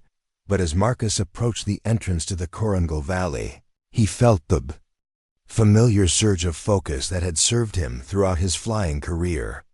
This was the moment when all his training, all his natural ability, and all his controversial willingness to take calculated risks would be tested in the crucible of actual combat. The valley entrance appeared ahead like the mouth of a cave. Barely wide enough for his Fistine's wingspan, and flanked by sheer walls that rose nearly straight up from the valley floor. The satellite imagery hadn't conveyed the truly claustrophobic nature of the terrain flying through. This valley would be like threading a needle. While traveling at 400 miles per hour, Marcus reduced his airspeed to 350 knots and descended to 150 feet above the valley floor, low enough to avoid most radar detection, but high enough to clear unexpected obstacles. The walls of the valley flashed past his wingtips with terrifying proximity, requiring constant minute adjustments to maintain centerline as the passage twisted and turned through the mountains. 3 miles from the target, Marcus armed his weapons systems and began the final approach sequence that would bring him within range of Ahmed's compound. The GBU-38 Joint Direct Attack munitions were ready for release, their GPS guidance systems locked onto the target coordinates that had been programmed before takeoff. 2 miles from target, Marcus's radar warning receiver exploded with alarms as multiple threat systems painted his aircraft with targeting radar. The enemy had been waiting, using the valley walls to conceal their positions until he was committed to the attack. Falcon 01 is spiked by multiple threats, Marcus transmitted, his voice remaining professionally calm despite the immediate danger. Proceeding to target. The first burst of tracer fire erupted from a position on the northern wall of the valley, the bright streaks of ammunition passing just behind Marcus's aircraft as enemy gunners tried to track his high-speed approach. He jinked left then right, using violent evasive maneuvers to spoil their aim while maintaining his course toward the target. 1 mile from the target, Marcus acquired the compound visually through his heads-up display.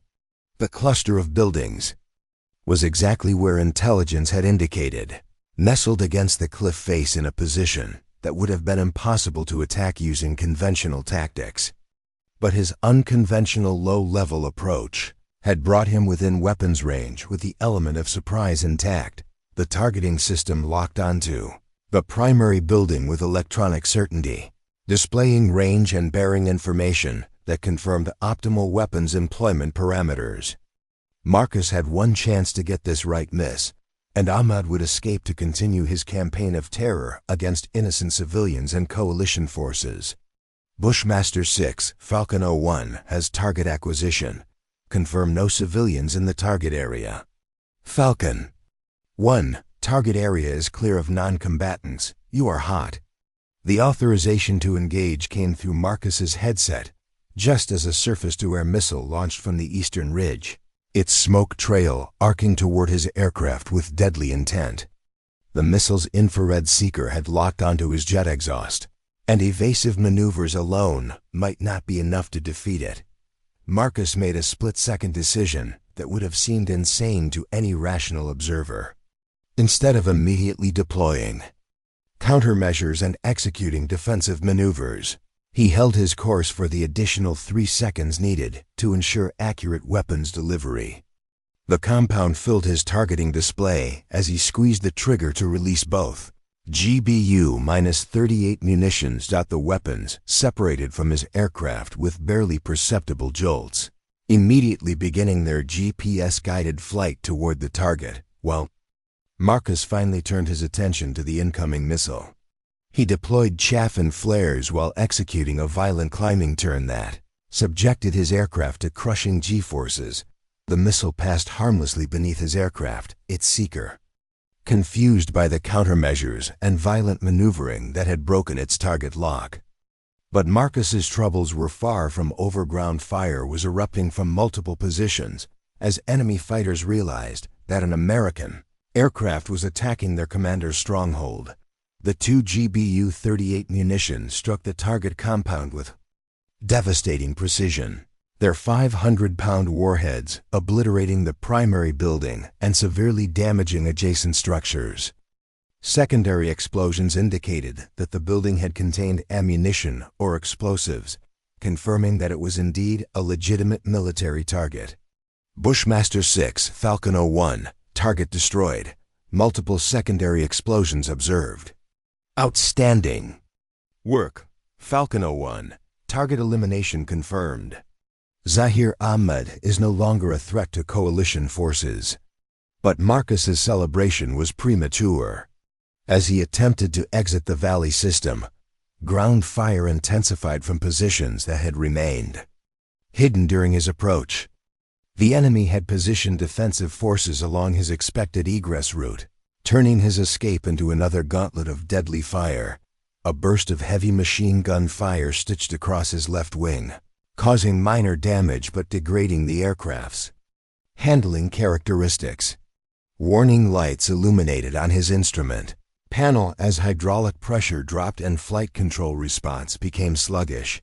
Marcus was now flying a damaged aircraft through hostile territory, with enemy forces actively hunting him and his fuel state decreasing with each passing minute. The mission had been successful, but survival was far from guaranteed. The F-16 responded to his control inputs with mechanical determination despite the battle damage, carrying him through the twisting valley system toward the relative safety of coalition-controlled airspace. But behind him, the smoke from Ahmed's destroyed compound rose like a funeral pyre, marking the end of a terrorist career that had claimed too many innocent lives. The most dangerous part of his mission was still ahead, escaping enemy territory in a damaged aircraft while running low on fuel and facing the possibility of additional surface-to-air missile attacks. The skills that had gotten Marcus grounded at Nellis would now determine whether he lived to tell the story of his redemption. The F-16's hydraulic warning system screamed urgent alerts as Marcus fought to maintain control of his damaged aircraft. The machine gun burst that had raked his left wing had severed hydraulic lines and damaged flight control components, transforming his agile fighter into a wounded bird struggling to stay airborne. Every control input required twice the normal force, and the aircraft's response was sluggish and unpredictable. Overlord Falcon 01, Marcus transmitted while wrestling with the control stick. Target destroyed. Mission successful. However, I have battle damage and degraded flight controls. The hydraulic system is compromised. The pause that followed. His transmission seemed eternal as the command center at Bagram processed the mixed news of mission success and pilot emergency. In the operations center, Colonel Davidson felt the familiar weight of command decisions that balanced tactical victory against human cost. Falcon 01, Overlord copies battle damage. What's your assessment of aircraft controllability? Marcus evaluated his situation with the clinical detachment that emergency training had instilled in combat pilots. The primary hydraulic system was operating at reduced pressure. The backup system was functional, but showing signs of strain, and manual reversion was available as a last resort.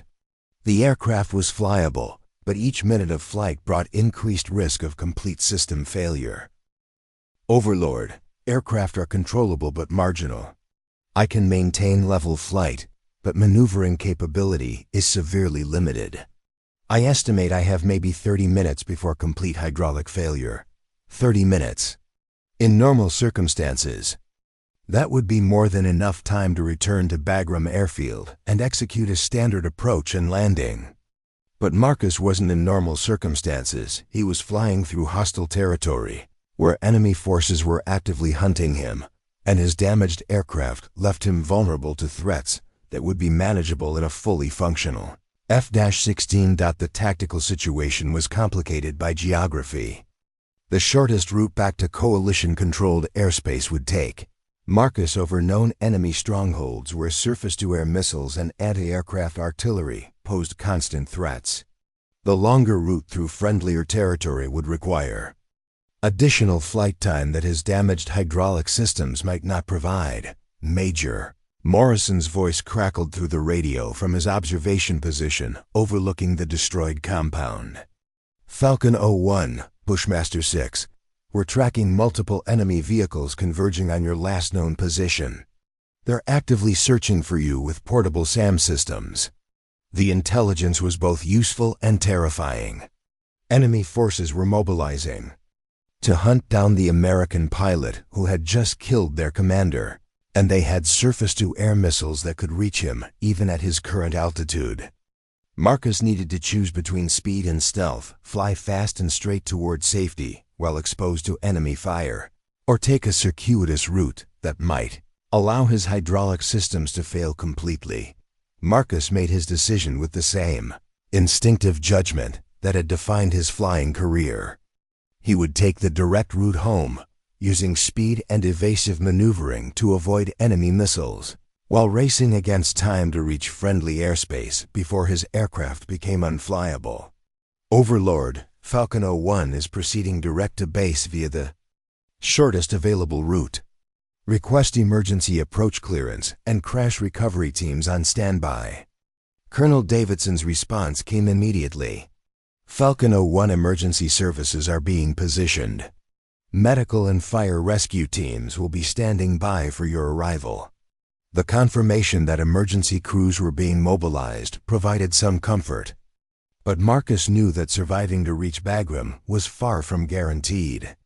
His damaged F-16 was leaving a trail of hydraulic fluid that would be visible to enemy observers, and his reduced maneuvering capability made him vulnerable to even primitive anti-aircraft weapons. As Marcus guided his wounded aircraft through the first valley of his escape route, enemy fire erupted from concealed positions that had been waiting for exactly this opportunity. Muzzle flashes sparkled from rocky outcroppings as fighters armed with assault rifles and machine guns tried to bring down the American jet that had just destroyed their leader's headquarters. The F-16 shuddered as several rounds struck the fuselage, causing additional warning lights to illuminate on Marcus's instrument panel. The aircraft's self-diagnostic systems reported damage to non-critical components, but each hit increased the risk of catastrophic failure that could end his flight in a fireball against the mountainside. Marcus attempted evasive maneuvers, but his damaged flight controls made the violent jinking that normally defeated ground fire impossible to execute safely.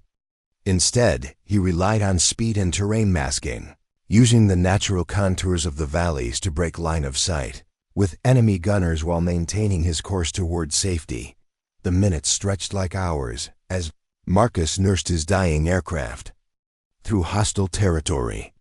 Hydraulic pressure continued to drop despite his efforts to conserve the remaining fluid by minimizing control inputs. The manual reversion system was ready for activation, but once engaged, it would provide only the most basic flight control with no power assistance. Flying the F-16 would become a test of physical strength and endurance. Falcon 01, Overlord, came Davidson's voice as Marcus crossed into relatively friendly territory. We're tracking your progress on radar. How are your aircraft systems holding up? Marcus glanced at his instrument panel, noting the cascading failures that were progressively degrading his aircraft's capabilities. The hydraulic warning lights were now solid red, indicating imminent system failure. The flight control computer was compensating for the damaged components, but its ability to maintain control was reaching its limits. Overlord, hydraulic pressure is critical and continuing to drop. I may need to activate manual reversion within the next 10 minutes. The implications of manual reversion were well understood by everyone monitoring the emergency frequency. Flying an F-16 without power-assisted controls required enormous physical strength and made precise control inputs nearly impossible. Landing in manual reversion was extremely dangerous under ideal conditions. Attempting it with battle damage and low fuel would be a desperate gamble. Lieutenant Colonel Chun's voice joined the conversation from the operations center. Falcon 01, be advised that weather at Bagram's deteriorating. Surface winds are gusting to 35 knots with moderate turbulence reported on final approach. The weather report added another layer of complexity to an already desperate situation. High winds and turbulence would make a normal landing challenging for a fully functional aircraft. For Marcus's damaged F-16, they could be the difference between a successful emergency landing and a catastrophic crash. As Marcus approached the final mountain pass that separated him from the relative safety of the Bagram Valley. His hydraulic system finally failed completely. The sudden loss of power assistance made the control stick feel like it was set in concrete, requiring all his strength to make even minor adjustments to the aircraft's flight path. Overlord Falcon 01 has lost its primary hydraulic system. Activated. Manual reversion now. The transition to manual flight controls transformed the F-16 from a precision instrument into a barely controllable machine that demanded constant physical effort to maintain level flight. Marcus's arms began to ache immediately as he fought to keep the aircraft stable while navigating through the mountain pass. The sight of Bagram airfield in the distance provided enormous psychological relief, but Marcus knew that his greatest challenge lay ahead. Landing a battle-damaged F-16 in manual reversion would require every skill he had developed during his flying career, plus a significant measure of luck. Bagram Tower, Falcon 01 declaring emergency, Marcus transmitted as he approached the traffic pattern. Battle damage, manual reversion, requesting immediate approach clearance for runway 03. Falcon 01. Bagram Tower, you are cleared for emergency. Approach to runway 03. Wind is 070 at 25 gusting to 35 knots. Emergency equipment is positioned and ready. The wind report confirmed Marcus's worst fears about the landing conditions. Crosswinds and gusts would require constant control inputs to maintain proper alignment with the runway, and his manual reversion system would make those inputs extremely difficult to execute with precision. Marcus entered the traffic pattern.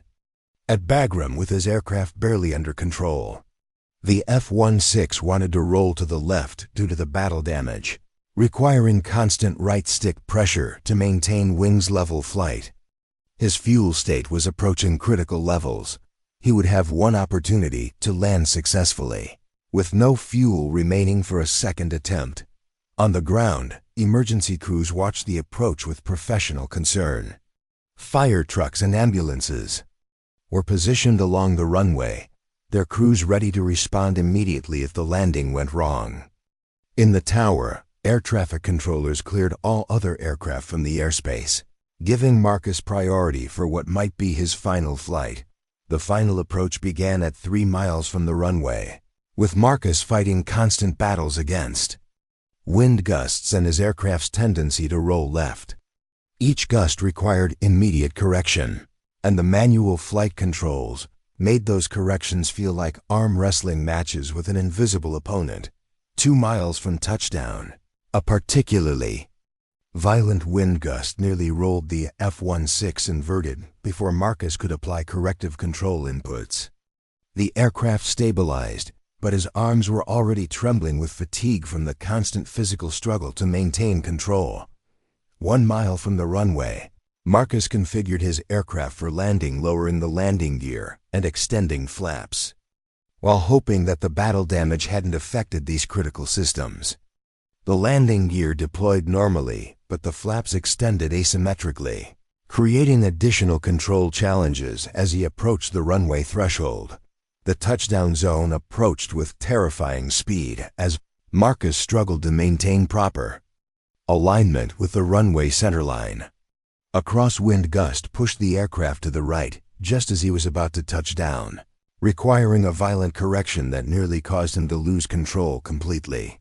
The F-16's main landing gear contacted the runway with a jarring impact that sent shockwaves through the damaged airframe. Marcus immediately applied maximum braking while fighting to keep the aircraft tracking straight as it decelerated down the runway. The damaged flight controls made directional control extremely difficult, and the aircraft wandered back and forth across the centerline like a wounded animal seeking shelter. After what seemed like miles of runway, the F-16 finally came to a stop, its engines still running, but its pilot exhausted from the physical and mental demands of the emergency landing. Fire trucks rushed toward the aircraft as Marcus began the shutdown procedures that would end his remarkable flight. Overlord Falcon 01 is safely on deck. Marcus transmitted, his voice hoarse with fatigue. "Aircraft is secure. Pilot is uninjured." The response from the operations center carried genuine relief and admiration. "Outstanding work, Falcon 01. Mission successful. Pilot recovered safely. Welcome home." As Marcus climbed down from his battle-damaged F-16, he was met by Colonel Davidson and the senior staff who had monitored every minute of his mission. The aircraft behind him showed obvious signs of battle-damaged bullet holes in the wing, hydraulic fluid stains on the fuselage and control surfaces that hung at odd angles, but the mission had been successful. Sahir Ahmed was dead, his network disrupted, and coalition forces would face fewer attacks because of Marcus's willingness to fly a mission that conventional tactics couldn't accomplish. "Master," Sergeant Murphy approached the aircraft with his maintenance team, already beginning the assessment that would determine whether the F-16 could be repaired or would become a source of spare parts for other aircraft. His weathered face showed the mixture of pride and concern that experienced maintainers felt when their aircraft returned from combat. "Hell of a piece of flying, Captain," Murphy said, running his hands along the bullet holes in the wing. "She brought you home despite everything they threw at you." Marcus nodded, feeling the deep satisfaction that came from successfully completing a mission that had seemed impossible just hours earlier.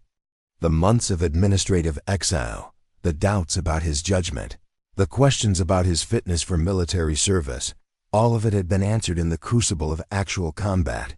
Colonel Davidson approached with the bearing of a commander who had just witnessed something extraordinary. "Richardson, that was exceptional airmanship under impossible conditions. Your willingness to take calculated risks saved this mission and probably saved lives." The praise was gratifying, but Marcus understood that his vindication went beyond personal satisfaction. He had proven that sometimes the most unconventional pilots were exactly what unconventional situations required. The skills that had gotten him grounded, his willingness to push aircraft beyond normal limits, his ability to see tactical opportunities others missed, had been essential for mission success. 3 weeks later, Marcus received orders transferring him back to the United States for reassignment to an elite squadron that specialized in high-risk missions requiring exceptional flying skills. His grounding had been officially rescinded, his flight status restored, and his reputation transformed from liability to asset. The flight back to America gave him time to reflect on the journey that had taken him from administrative exile to combat hero. The same qualities that had made him dangerous in the eyes of peacetime. Bureaucracy had made him invaluable when lives hung in the balance.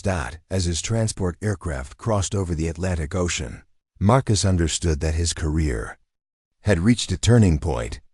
He was no longer the grounded pilot who had been exiled for recklessness. He was a combat veteran whose skills had been tested in the most demanding circumstances and found worthy. The story of his redemption would become legend among military pilots, proof that sometimes the rules needed to be bent by those who understood them well enough to know when bending wouldn't break them. And somewhere in the mountains of Afghanistan, coalition forces operated a little more safely because one pilot had been willing to fly where others couldn't go. Marcus Richardson had found his way home, not just to American airspace, but to his rightful place among the elite aviators who defended freedom in the world's most dangerous skies. The long road from disgrace to redemption was complete, and the sky was once again his domain. 6 months after his return from Afghanistan, Captain Marcus Richardson stood before another panel of senior officers at Nellis Air Force Base. But this time, the atmosphere was dramatically different from his disciplinary hearing 18 months earlier. The same conference room that had witnessed his fall from grace now hosted a ceremony that would formally recognize his exceptional service and officially close the chapter on his controversial grounding. Colonel Patterson, now wearing the eagles of a newly promoted brigadier general, occupied the center chair with an expression that mixed pride with the hard-earned wisdom of someone who had learned that Exceptional circumstances sometimes required exceptional people. The gray-haired officer who had once questioned Marcus's judgment now understood that the same qualities that made him dangerous in training made him invaluable in combat. "Captain Richardson," General Patterson began, his voice carrying none of the stern disapproval that had characterized their previous encounter. "We are here today to formally recognize your actions during Operation Lightning Strike in Afghanistan, and to discuss your future role in the United States Air Force." The official name for his mission, Operation Lightning Strike, had been assigned weeks after the fact, but Marcus knew that bureaucratic labels mattered less than the results his flight had achieved. Intelligence reports confirmed that Zahir Ahmad's death had disrupted Taliban operations across eastern Afghanistan, preventing dozens of planned attacks against coalition forces and Afghan civilians. Major Santos, now wearing the silver oak leaves of a lieutenant colonel, sat to Patterson's right with a folder containing performance evaluations and recommendations that painted a picture dramatically different from the one that had led to Marcus's grounding. Her assessment acknowledged that while his methods remained unconventional, his results in combat operations had been exceptional. "Richardson," she said, consulting her notes with the precision that had made her an effective instructor, "your mission in the Koringal Valley has become a case study at the Air Force Weapons School. The tactical approach you developed is now being taught to pilots who specialize in high-risk operations in complex terrain."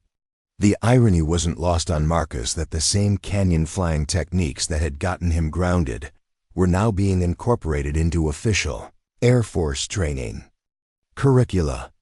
His willingness to push aircraft beyond normal parameters, once seen as recklessness, was now recognized as tactical innovation that expanded the boundaries of what American air power could accomplish. Lieutenant Colonel Chun, who had monitored his emergency return to Bagram, added her perspective on the broader implications of his mission. "Captain, the intelligence gathered from that compound led to the disruption of 3 separate terrorist networks. Conservative estimates suggest that your actions prevented attacks that could have killed or wounded hundreds of innocent people. The human cost calculations that military planners use to measure mission effectiveness were always impersonal. But Marcus found satisfaction in knowing that his flight had saved lives beyond the immediate tactical objectives. The families who would remain intact, the soldiers who would return home safely, the civilians who would continue their daily lives without becoming casualties of terrorist violence. These were the true measures of mission success. General Patterson opened a different folder, this one containing official orders that would determine Marcus's future assignment and career trajectory. "Captain Richardson, based on your demonstrated abilities in combat operations and your innovative approach to tactical challenges, you are being assigned to the 64th Aggressor Squadron at Nellis." The assignment was both surprising and deeply satisfying. The Aggressor Squadron was responsible for training other pilots in air-to-air combat, using sophisticated tactics that replicated enemy fighter capabilities. It was a position reserved for the most skilled and creative pilots in the Air Force, those who could think like adversaries while maintaining the tactical excellence expected of American aviators. "Furthermore," Patterson continued, "you are being recommended for promotion to major and selection for the Air Force Weapons School. Your unconventional approach to tactical problems is exactly what we need in officers who will shape the future of air combat doctrine." The Weapons School recommendation was the capstone of Marcus's redemption. The elite institution trained the Air Force's most advanced tactical experts pilots, who would return to operational squadrons as mission commanders and tactical leaders. It was recognition that his creative problem-solving abilities were assets to be developed rather than liabilities to be suppressed. Major Williams, now Captain Torres's replacement as Squadron Operations Officer, entered the conference room, carrying a leather-bound case that contained the medals and commendations being awarded for Marcus's Afghan mission. The Distinguished Flying Cross with Valor device, the Air Medal, and the Combat Action Medal represented formal recognition of his extraordinary performance under fire. "Captain Richardson," Williams announced with the formality required for medal ceremonies by order of the Secretary of the Air Force.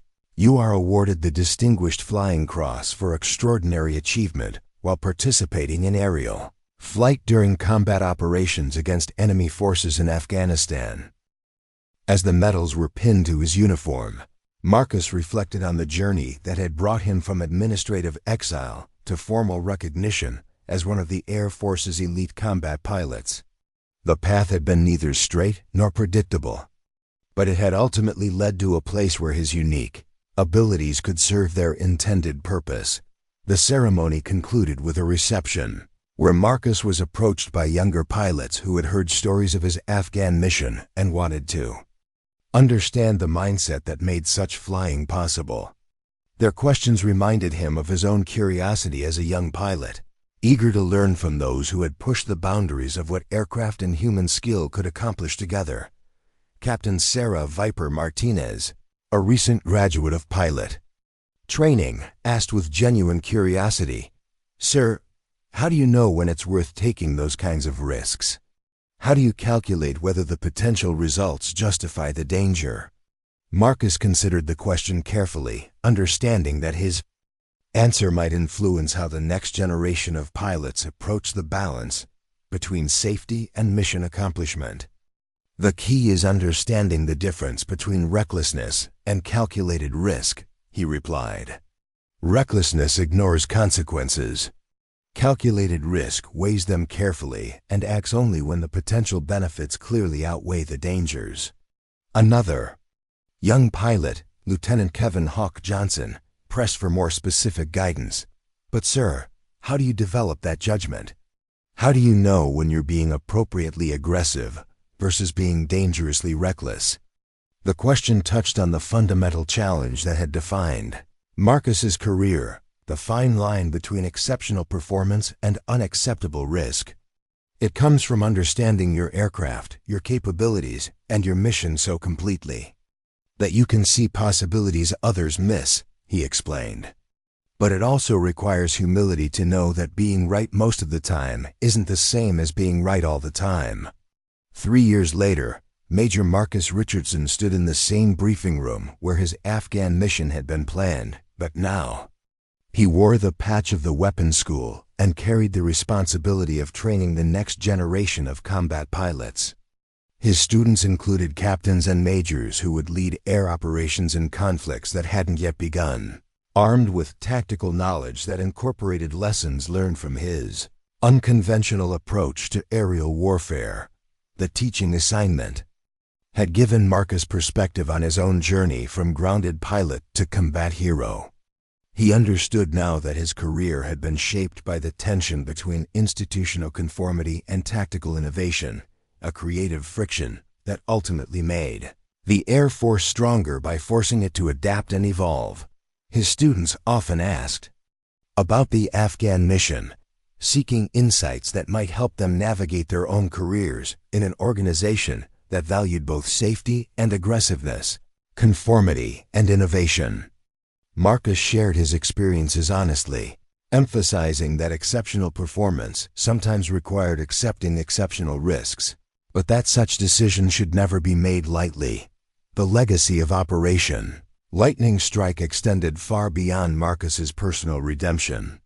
The tactical techniques he had developed for low-level flight in mountainous terrain became standard procedures for special operations air support. His willingness to push aircraft beyond normal parameters influenced aircraft design requirements for future fighters. Most importantly, his example demonstrated that the Air Force's greatest strength lay not in rigid adherence to procedures, but in the creative adaptation of those procedures by skilled professionals who understood when rules needed to be bent without being broken. On quiet evenings at Nellis, Marcus sometimes walked past the flight line where F-16 sat ready for the next day's training missions. The sight of those aircraft no longer triggered the sense of loss he had felt during his months of administrative exile. Instead, He felt satisfaction in knowing that each takeoff carried forward the lessons learned from his journey, that exceptional people, properly led and appropriately challenged, could accomplish things that seemed impossible to those who never dared to try. The grounded pilot had become a teacher, the rule breaker had become a leader, and the maverick had become a guardian of the institutional knowledge that would guide American air power into an uncertain future. It was a legacy built on the understanding that sometimes the most dangerous pilots were exactly what dangerous situations required, and that true safety came not from avoiding all risks, but from taking the right risks for the right reasons. At the right time, Marcus Richardson had found his place in the sky, and in doing so, had helped others find theirs as well. Up next, you've got 2 more standout stories right on your screen. If this one hits the mark, you won't want to pass these up. Just click and check them out. And don't forget to subscribe and turn on the notification bell so you don't miss any upload from us.